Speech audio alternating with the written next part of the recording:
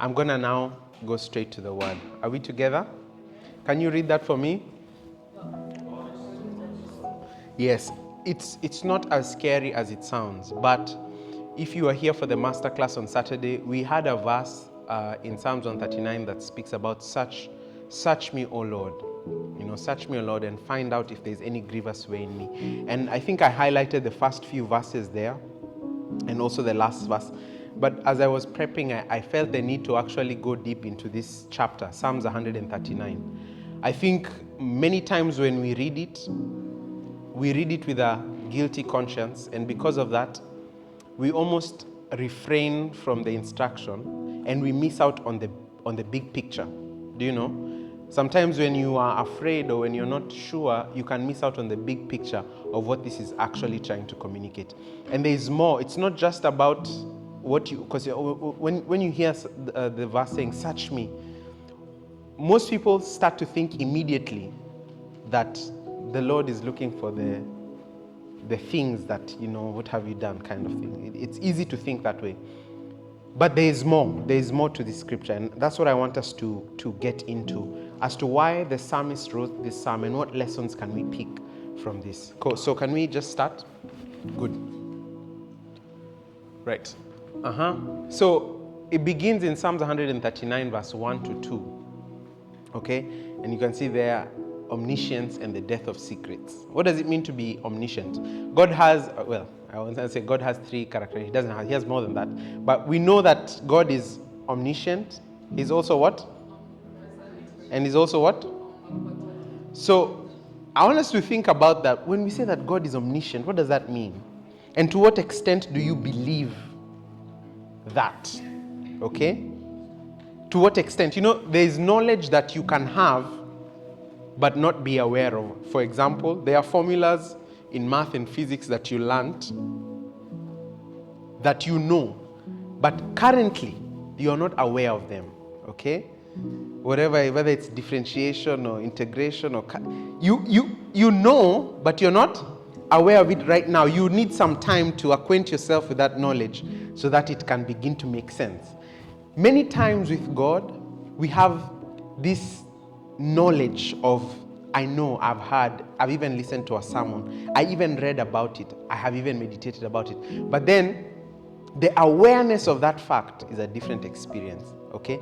And sometimes, although we know that he's omniscient, it's like we have a memory lapse and we deal with him as if he is not.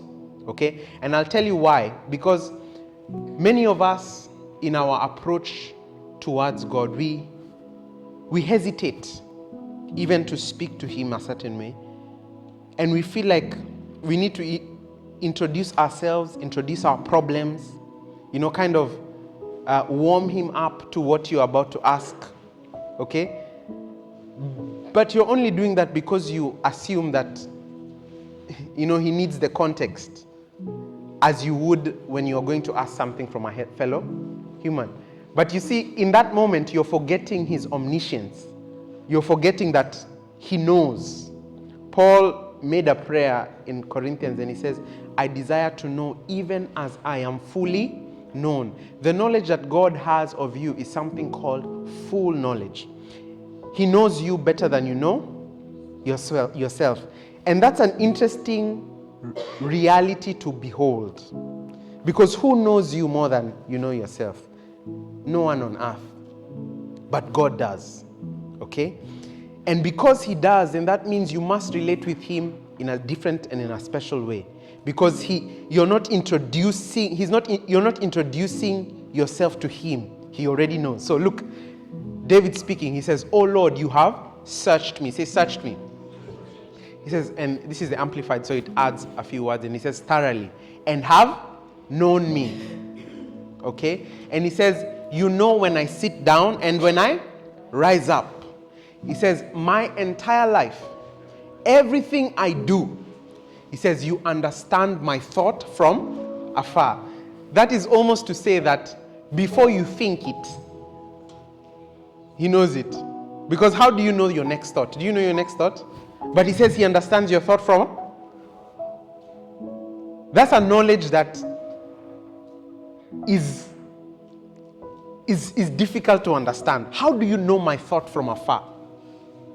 That means before I thought it, you knew it. Do you understand? So by the time you are hesitating on whether to make that prayer, ask that question, guess what? He knew your thought from afar. Okay? But you see there, the word searched. I said, when we read it in the connotation of looking for fault. Do you know what I'm saying? You're looking for? But actually, that is not what that word means at all. Okay? The Hebrew word for searched there in Psalms 121 verse 1 is the word chakar. Say chakar. Now, it doesn't matter whether you remember it's just for you to know this is what it means. And if you have the interlinear, you can go and look it up and you click the blue button and it will show you the word chakar, which refers to search here. It refers to, listen, a deep, exhaustive mining. You see that? So it's not searching as in the way you're looking for problems or looking for something that is lost. No, it's a search that is exploratory, an exhaustive mining exercise, or it says here, a legal investigation. Okay? And he says here that God isn't just glancing at your life when he says searching, like, looking. Is she good? Is she bad? Is she doing? No. He says here, he's rather excavating, digging deep. And look at the same verse is used in Job 28, and you're going to find it very amusing, okay? So it says here, it's the same word used in Job 28 verse 3 to describe miners, okay? I've quoted the verse there, probing the deepest darkness for all. So it says, when God searches you, he's not looking for flaws to disqualify you. So when he says, oh Lord, you have searched me, David is not saying, oh, you have searched my sins. No. He's looking for something within you. And when I say looking, I mean searching in order to bring out. Why do we mine? We mine through dirt and all of that stuff to bring out treasure. Do you understand what I'm saying? So when God is searching, he's not searching for fault. He's searching for treasure. And there might be dirt in the process. But that is not the end of the exercise. Do we understand? So it says here, he is a divine miner looking for the gold or the treasure that is placed in you, even if it's buried under layers of dirt. So you should never be afraid of the searching of the Lord, because it is to the end that something beautiful comes out of you. The Bible says that we have this treasure in earthen vessels. So the searching of the Lord is what brings this treasure out. You see, everything that is mined, or rather everything that is still in the ground and has not been mined, even though it is of value, it is not of any use. Do you understand? It is only useful once it has been excavated and then assigned a purpose. Do we understand? The verse that we were quoting there is Job 28 verse 3. It says, surely there is a mine for silver. And he says, in a place where gold is refined, iron is taken from the earth, and copper is smelted from ore. You see, all these things, when you look at them in their natural state, they are not as good looking as you would think. You know, the ore of silver, or the ore of gold, or the ore of copper is not as beautiful. But it takes someone who has a better knowledge of that thing to decide that it is worth the investment to dig and to find and to bring it out and to create value out of that. Do you see? Mining is a very expensive exercise. The only thing that allows you to incur such costs is because you know the value of what you are. You understand? So it says here that a man puts an end to darkness. That means you shine light in places where there was none. As you have seen, many mining excavation sites are not also the most beautiful places. Okay, have you seen quarries and all this? They are quite dangerous, dusty and all of that. It says, man puts an end to darkness and searches every recess for the ore in darkness and the shadow of death. I mean, look at, mining is really one of the most dangerous exercises. Okay, people get things collapse and all of that. But they're doing that to find treasure. And he says he breaks open a shaftway far away from places, from people in places that are forgotten by feet. All of that I'm just quoting to show you that he says that he goes into the deep, dark places, not to find fault, but to bring out what? Are you already scared by the mining exercise? To bring out what? Treasure. So when you read this, with this understanding, he says, "Oh Lord, you have searched me and have known me." Do you understand? When God says he knows you, he does not know you in light of your limitations. Rather, he knows you in light of what it is that has been deposited in you and must come out. That's how he knows you. Do you understand? Do you get it? It says, "You have searched me and known me." Are we together? In the verse 3, then, it goes on to speak about another word, search out. See, English is limited because it says these things, but there is what it actually means. Like the first one, search, but it actually means what? To exhaustively mine for something. And it's the same word used in Job 23, to mine, to look for. Okay? Explore. Now, the third verse here says, "You scrutinize my path and my lying down." You see, now that word can make you start to think that, he's looking for. But he says, "You scrutinize my path and my lying down." He says, "And you are intimately acquainted with all my ways." Are we understanding that? And he says, "Even before there is a word on my tongue," that is before you speak, he says, still unspoken, "behold, O Lord, you know it all." So when you tell God, you're a know-it-all, it's not an insult. It's not an insult. It's true that he does indeed know it all. Okay? And he says, "You have enclosed me behind and before." In other words, his knowledge is, if you look at it behind and before, as in physically behind and before, or if you look at it in the essence of time, behind and before, all of it is still that he has enclosed. He knows you, he knows where you're coming from, and he knows where you're going. Do you understand? He says, "And you have placed," see, this is what I'm telling you, his scrutiny is not to your distraction. He says, "You have placed your hand upon me." Do you see that?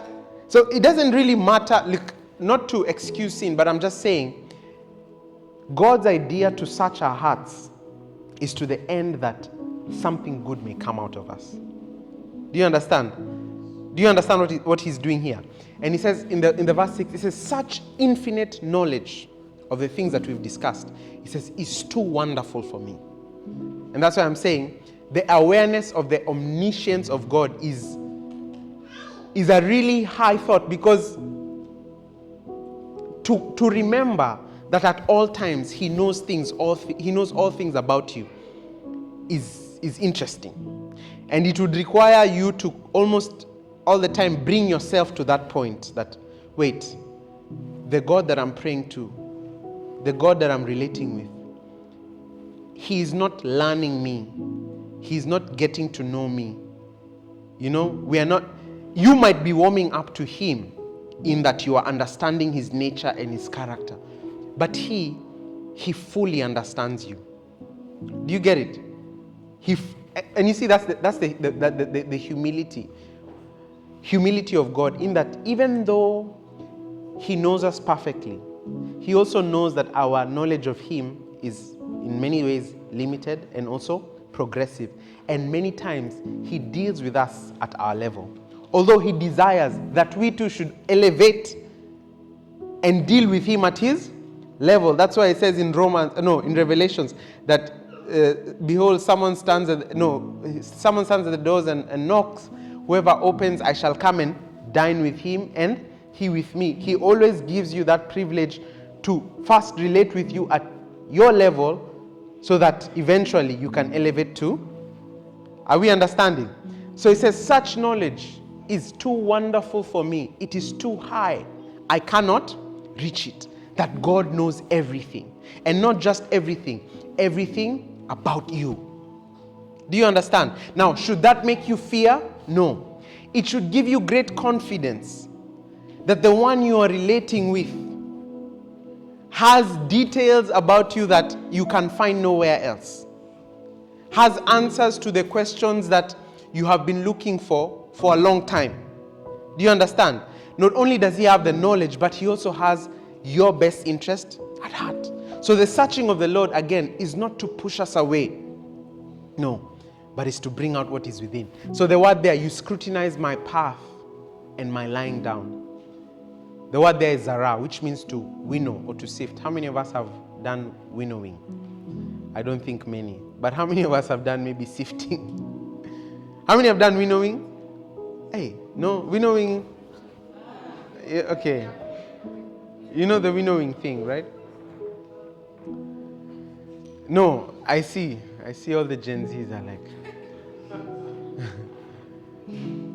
The Hebrew word for zara, which is to scrutinize here, is it says it's an agricultural term for winnowing grain. To winnow is to is to take grain, to put it on is it a basket? A shallow basket, okay? So you've come from harvesting and you put this grain, whether it's barley or wheat or whatever it is. More often than not, when you've harvested, it comes with more than just the grain. It comes with something called chaff and dust particles and rocks and all these things, okay? So it says when you put it there, you throw it into the air, and what does the wind do? It blows away the chaff. Okay, and we don't need chaff. We don't eat chaff, right? It says it refers to the process of throwing a harvest into the air so the wind can blow the useless chaff away, leaving only the heavy, valuable wheat behind. So there's a process when he says he searches you out or he scrutinizes your way. Again, it's not to point you to error, but rather to remove the things that are unnecessarily in your life. Unnecessarily in your life. So it says here, it's the same word used in Ruth. Tell me the mic is on. In Ruth chapter... Okay. It says, it's the same word used in Ruth chapter 3 verse 2, which will not go about it, but it talks about Boaz winnowing barley at the threshing floor. Okay? It says he tosses our 24 hours, our day, our time, what you're spending your time on, and distinguishes what is chaff. And you know, chaff is many things. Chaff is the vain conversations, the vain thoughts, the wasted breath, hollow motives. You know what? You know there are words that we say that are just empty. But he seeks, and he's seeking to separate that from what is substance and what must remain. Do you understand? He says he knows exactly what in our lives is substantial and what is just noise. Do you understand? So the searching, the winnowing, the zara of the Lord is not again to the end. See, if you read this psalm, like I said, with a guilty conscience, you will feel like the Lord is looking to, quote unquote, expose. Do you understand? But no, he's wanting to bring out that special thing, whether it's silver or gold, or in this case, wheat, okay, by distinguishing and removing the noises. Are we understanding? So he says, you scrutinize my path and my life. He is that interested. See, even in your lying down, what are those thoughts that you think as you lie down? To you, they may be nothing. But for him, he says, no, I want to get in there as well. I want to dig through that dirt and find what is valuable and meaningful. Let's keep that. Let's discard the rest. Are we together? Good. So there are no secrets then. And you can have secrets with men, but just because you haven't told God about it doesn't mean that he doesn't. Do you understand? That's similar to the ostrich burying its head in the sand, thinking that it will not be seen as prey. You know, just for the ostrich, and this is what they actually do. They do that because they think, because they can't see you, you can't see them. And that's how we deal with God. You know, because I can't see you. Like, you know, I'm just like, you know what I'm saying? So just because that is the mindset doesn't mean there is no such thing as a secret when it comes to God. Everything is open. Okay? So you can choose to ignore or lean into the fact that he knows. Do you understand? And if he knows, then isn't he the best person to speak to about it? Isn't he the best person to approach? Do you understand? Think about the one thing that you know that no one else knows. But then there's no such thing because he knows as well. Do you understand? And that's how you start to deal with some things that you may never have the courage to share with anyone else. Do we understand? Good. Let's go.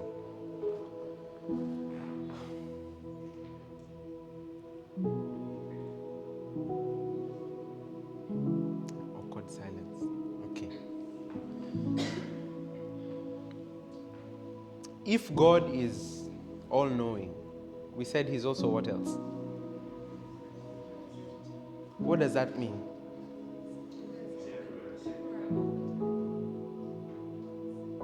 Do we know what that means? It's a hard, what does that even mean? Everywhere, all the time? There is no human experience that can, like, we cannot say, oh, we've seen this here. No. The internet might come close, but even then, like, you're not everywhere all the time. Okay? Omnipresence and the futility of flight. Look at this. So David, we read the first 6 verses, and he's speaking about the knowledge, the perfect knowledge that God has over him. And he recognizes that. Something happened there. In the verse 7 to 13, he speaks about not just God's knowledge or perfect knowledge, he speaks about God's presence. And he says, where can I go from your spirit? From your presence, if you want. And he says, oh, where can I flee from your presence? Now, look, someone here might be thinking, oh, like, since I stopped going to church so many years ago, I ran away from God. Oh, I'm sure we've even made those statements that I've run away from God or I've deserted God. And I think that's just the human articulation of what we think we can comprehend.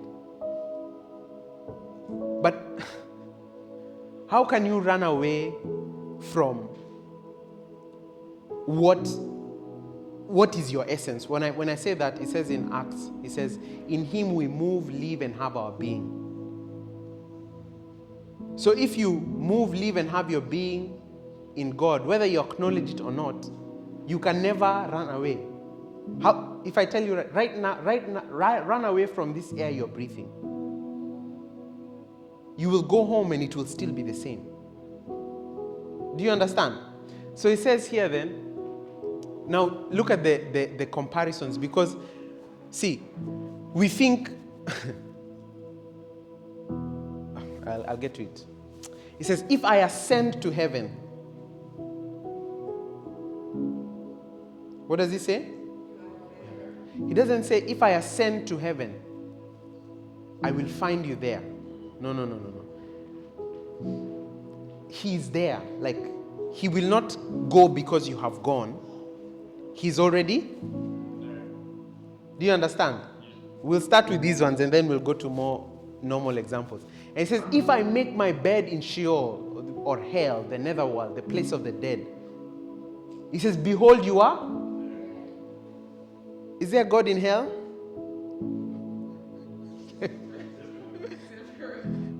So if someone ever tells you go to hell, don't be so disturbed. Because what? Because he is.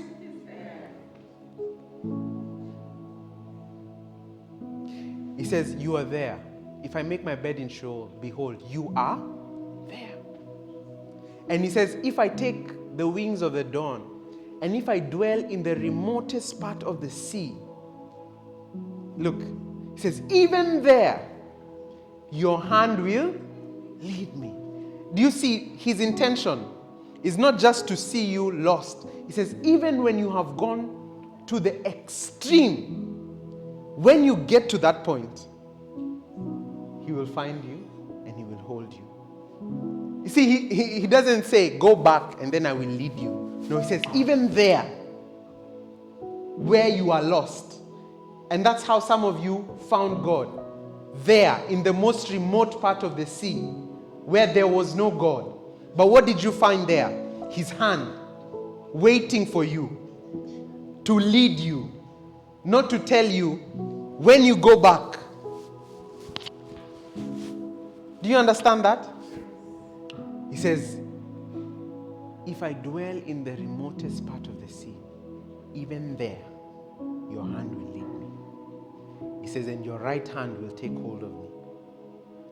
He says here in the verse 11, he says, if I say, surely darkness will cover me, and the night will be the only light around me.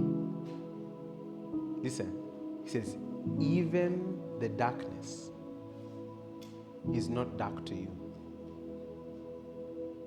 Darkness can be darkness, and darkness can be ignorance. But he says, even the darkness is not what? Dark to you. So you can feel that you're in a dark and lonely place. But before God, you are right in his presence. I don't know if I'm making sense to someone. Think about the moment you have felt so dejected, so despondent, so in despair. And what you did in that moment is, if this is the full picture of your situation, you just cut around the part where you feel the darkness is, but you left everything else that shows you that you are actually in his presence. Because David says, if I go to heaven, you're there. If I make my bed in hell, you're there. If I go to the farthest part of the sea, your hand will lead me. And if I choose that darkness will cover me and that night will be the only light around me, he says, even the darkness is not dark to you. To show you that your most complex situation doesn't even make him flinch. Like, it doesn't disturb him as much as it disturbs you, or even as much as you think it disturbs him. Because some things we feel are complicated for God. Sometimes we even want to make it easier for God and say things like, this one might be a bit too hard. Like the man who said to Jesus, if you can, heal me. And Jesus asked him, he said, if I can? Because what do you mean, if I can? Like, what is that? And he says, all things are possible to them who believe. But he says here, even the darkness is not dark to you and conceals nothing from you. That means if you switch off all the lights and we cannot see nothing, darkness has no power to conceal anything from God. You see, if you switch off the lights here and we remove any source of light, what darkness has done to you is it has taken away your ability to see. But he says here, darkness conceals nothing from you. So in God's presence, there is no such thing even as darkness. Am I making sense to someone? Hopefully. He says, but the night shines as bright as the day. So there is no such thing as dark day and night. No. He says darkness and light are alike to you. Do you understand? So your best days and when you feel you're closest to him, and your worst days where you feel you're farthest from him, he says those 2 days in experience to him are alike. You're no farther or closer. You might sense in your own person because your knowledge of him is not perfect. But to him, and that's why he cannot love you any more or any less, because it doesn't change by the circumstances that surround your life. Darkness and light are alike to you. Do you understand? So like I said, he's searching. Is not to the end to put you down, but he's telling you, see, even at your worst, it's me. It's me. Do you understand? So, we're going to read the story of Jonah, and I want you to see this instance, because these are two different people, right? I like that David says, if I dwell in the remotest part of the sea. I wonder if he was just being poetic. But we actually know someone who went to the remotest part of the sea. Okay? It says here in Jonah chapter 1, verse 1 to 3. Now the word of the Lord came to Jonah, son of Amittai, saying, arise and go to Nineveh, that great city, and cry out against it, for their wickedness has come up before me. It says, but Jonah arose to flee from Tarshish, from the presence of... Do you understand? So he immediately he was told to go. And see, it's a whole story why he did not want to go, but that's not the point here. The thing is, he was told to go, and he decides, I'm not going. Okay? And he says, he decides to... Now, this is how we think. Okay? I can flee from the presence of God when I go to another city. Do you see how we interpret God? So he says, God has told me to go to Nineveh. No. I'm going to buy a ticket to Tarshish to flee from the presence of... And he says he went down to Joppa and found a ship going to Tarshish. So he paid the fare and went down into it. It says to go with them to Tarshish from the presence of the... Smart Jonah. Like many of us. Very, very smart. But is there such a thing that exists outside of the presence of the Lord? Is there anywhere you can go that is outside of his influence and reach? Is there a place you can hide that he can say, oh, I cannot see you, or I cannot find you? There's none. Do you understand? So even maybe that running that you think you're doing is for your own, just, I don't know, you just feel like it and you say, okay, I ran away. But in God's mind, you are right in front of him. Are we seeing that? Think about the example of the three Hebrew boys who are thrown in the fire. Okay? And then the king is astounded because when he sends them into the fire, he sees three people. He sends three. But once they fall down and the ropes burn up, he says, wait, what's that? And he says, I see 4 men. Do you understand? He might not have been there physically when they were being thrown in, but in that situation where it seemed like he was not there, he showed up. And he said, we saw one, the 4th man, like the Son of God. Where did he show up from?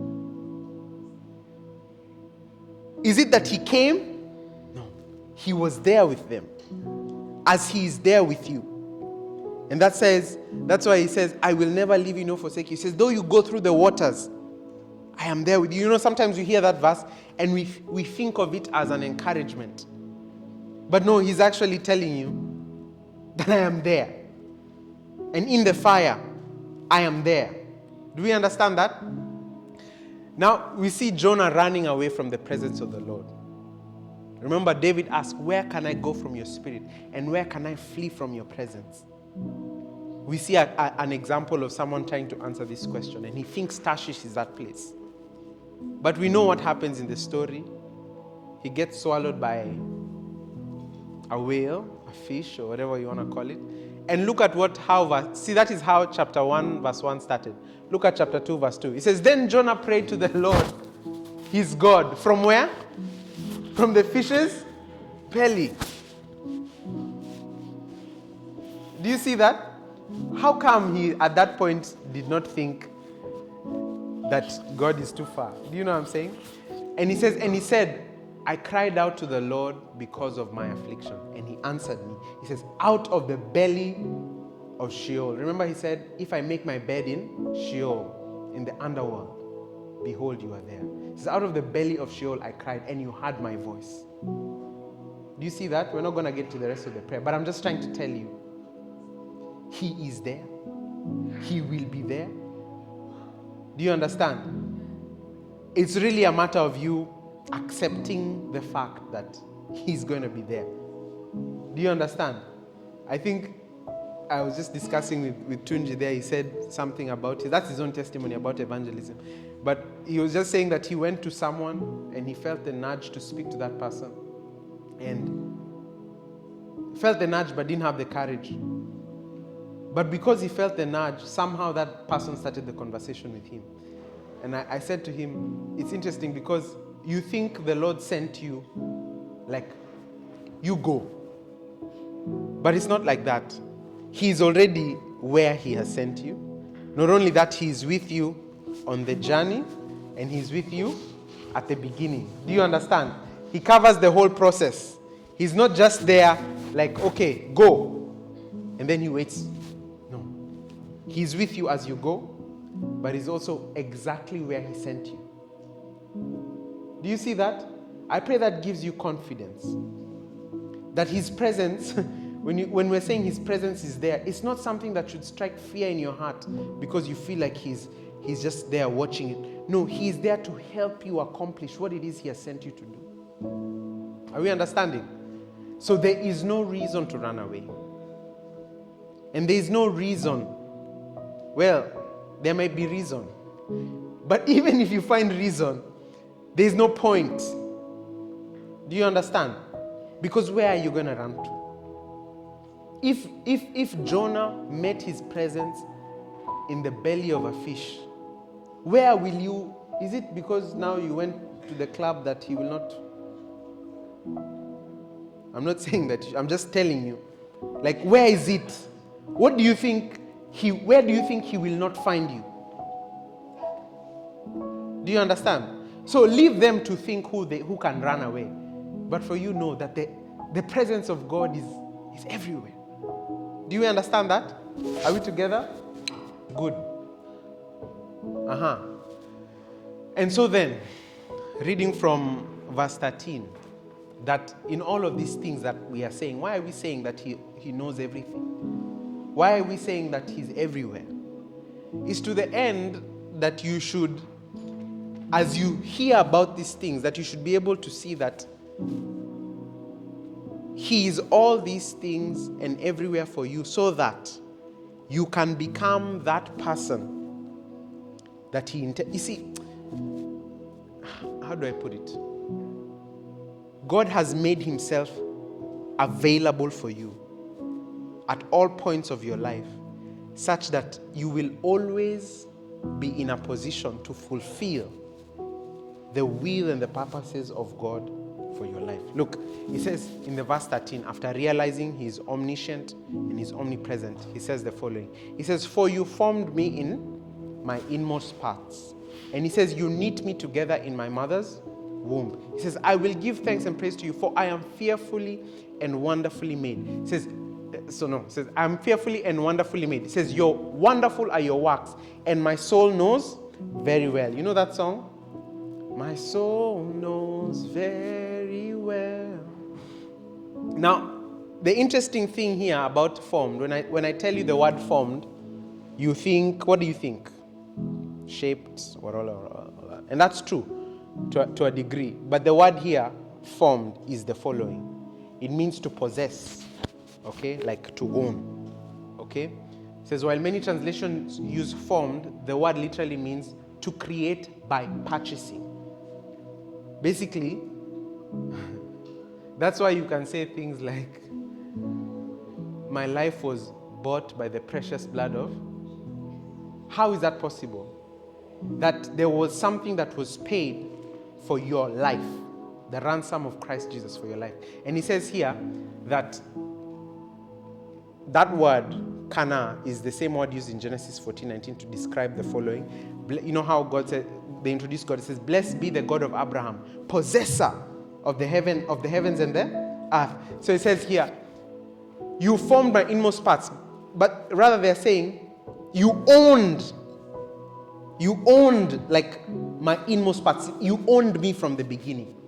Okay? He's not just saying that he fashioned you as a creation to exist there, but he assumes ownership over you. He has responsibility over you. That's why he's interested in conducting this excavating and mining works, because there is interest that he has beyond creating. You know, you can create something and abandon it.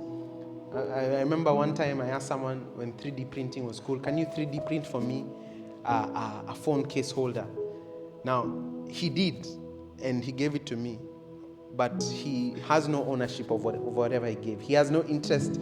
He doesn't care. Do you understand? But when God creates us, it just doesn't end at creation. He has ownership and interest with us. Do we understand that? Are we getting it?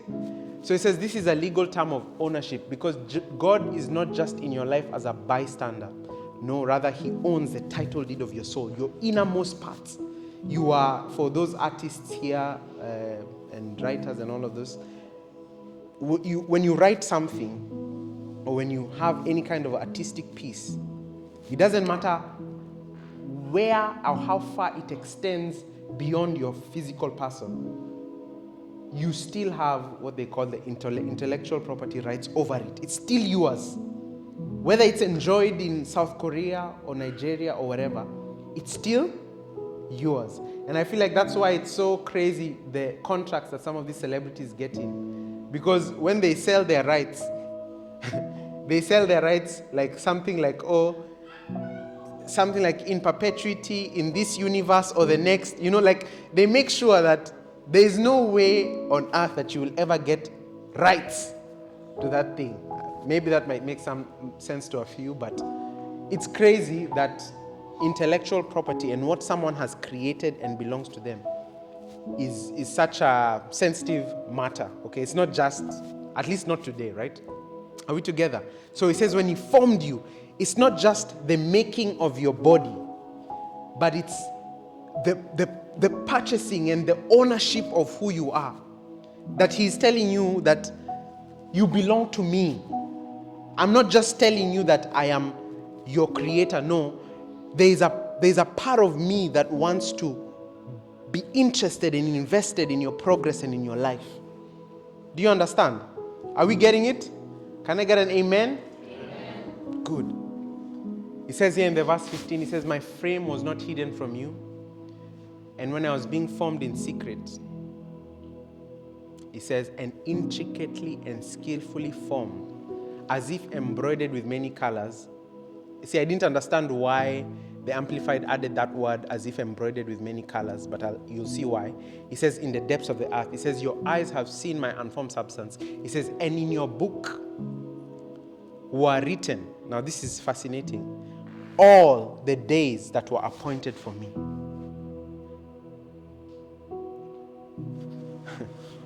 How do I explain that? That God has ordered your days. Can you think about a day that you said, oh, I had a really good day? That day was appointed before you were actually born. I don't think you're appreciating the reality here. He says, in your book were written all the days that were appointed for me before they came to pass. The day you will face tomorrow was appointed for you. Do you understand? It's not, for us, we live life like they say. What do they say? One day at a time. But in God's mind, all your days have been appointed for you before you started the first one. He says, when yet there was not one of them even taking shape. Before you lived your first day, your last day was already dictated. So why should you fear? And why should you be anxious for a future that he knows when he tells you, I know the plans that I have for you? Plans not of evil, but of peace, to give you hope and a future. The person saying this has ordained your days from the first to the... Why should you be afraid? Why should you own something called I have a fear of the future? It can only be because we have rejected the higher truth that he is all-knowing, he is all-present. Do you understand? Are we getting it? So back to that, intricately and skillfully formed, as with many colors. The word there, intricately woven, is rakam. Say rakam. Now I'll show you a picture, but it says here the Hebrew word intricately woven is rakam, which literally means to embroider with multicolored threads. Okay? And it says it refers to the most complex, colorful needlework of the ancient world.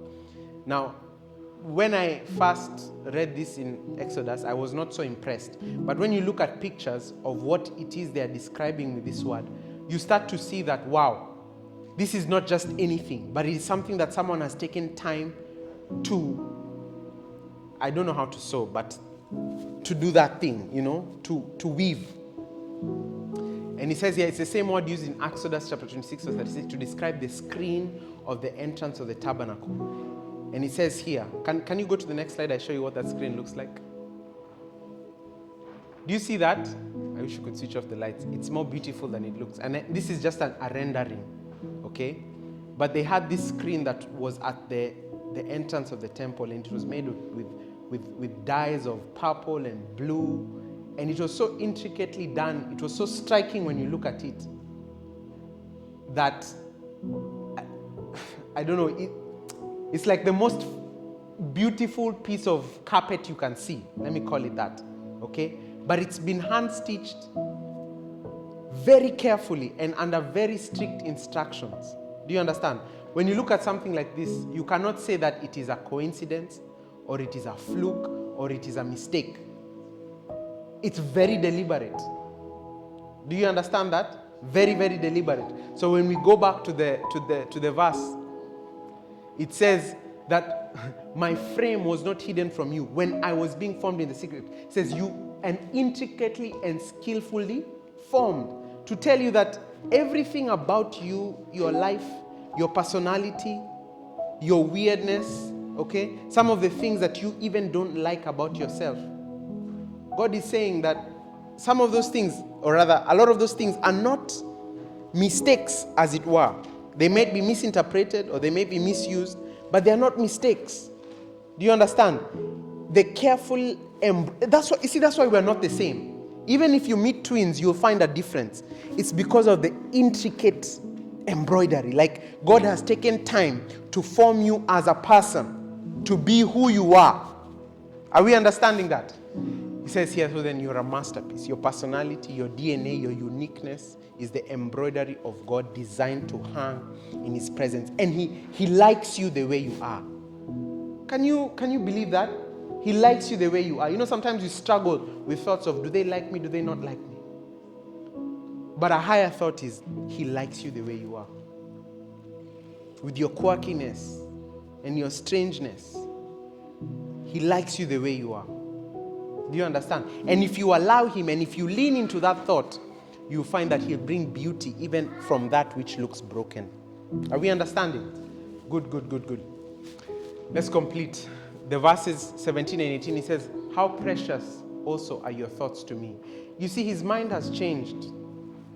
After he became conscious of his omniscience, and after he became conscious of his omnipresence, and after he started to understand himself and to see that he is not a mistake and that God made him so deliberately, he now is able to embrace who God is, because that's the point, that you can embrace God. He says, how precious also are your thoughts to me, O God, and how vast is the sum of them. Yes, the thoughts are precious, but there's also, how do I say this? God thinks prolific thoughts towards you. He does not have just one good thought. He has many, many good thoughts. He says, how vast is the sum of them? You understand? He says, if I could count them, they would outnumber the sun. And he says, when I awake, I am still with you. Do you understand? That means, see, it doesn't even matter how or where you slept. It's the moment you open your eyes. This is twofold, whether spiritually awakening or actually physically just waking up. He says, regardless, He is where? He's with you. So whether you slept crying, when you wake up, He's there with you. Whether you slept happy, when you wake up, He's there with you. Let me not say that one. But whether you sleep and wake up somewhere else, He's there with you. Because He's also in heaven, He's there with you. He's there with you. We are closing now. And so, how do we make the best of God's knowledge? The fact that He knows us so well. How do we use that to our advantage? Because I feel like for some people, because of the fact that they don't understand God well, they feel like the knowledge of God towards them is for their distraction. It's like, okay, He knows me, now He wants to finish me. Of which He tells us that He knows us. He knows our thoughts from afar. So He already saw you thinking that thought. And He just said, I wish you just read Psalms 139. Okay? He says, search me, O Lord. Now David is speaking. You see, he begins saying, O Lord, you have searched me and have known me. You have excavated and you have found the treasures that are within me. Now he says, search me thoroughly, O God, and know my heart. He says, test me and know. Listen, know my what? Anxious thoughts. Because I feel like this is the thing, like as we go through life and we overcome one area and we get into the next, there's always these questions that we are seeking to answer, and it's because of those questions that anxiety seeps in. So David, with his experience of God, tells the Lord, search me, know my anxious thoughts. Tell me, what is it that is... You see, you can only have an anxious thought in an area where you're not convicted or convinced about God's perfect knowledge of that thing. Do you understand? Once you know that He knows, that you know that He knows, that anxiety will subside. Whether it's in the area of your health, your family, your finances, once you know that He knows, that you know that He knows, it comes down. And He says, and see, is there any wicked or hurtful way in me? And He says, and lead me in the way everlasting. All this psalm was to help you get on the way of everlasting. It was never intended to make you feel insecure before God. It was always to put you on the path of life. It says the following in the version. It says, investigate my life, O God. Find out everything about me. Cross-examine and test me. Get a clear picture of what I'm about. It says, see for yourself whether I've done anything wrong. It says, and then guide me on the road to eternal life. Do you understand? The searching is to the end that you might find life. The scrutiny is to the end that you might find purpose and meaning and live a life that He created you to live. He says here, when David ends with search me, O God, he's essentially saying that since you already know everything, I might as well stop hiding and start cooperating. Do you understand? There's no reason to hide. And you see, you will walk with such liberty. They may not understand you, but once you know that He knows, you'll stop explaining yourself so much. Because He knows. Do you understand? He knows. And you know that He knows. So what? What? Nothing. Right? It says here, it is a difference between a criminal being caught by a judge and a patient being opened up by a surgeon. If you have this criminal mindset of search me, you will always run away from that God. But when you realize that if He's searching to find and to fix, that search will never come like condemnation. Do you understand? It will always be a place to bring out treasure, to help you understand yourself, to set you on the path of life, to give you peace in those moments when peace seems fleeting. Do you understand? So, let's stand up and pray.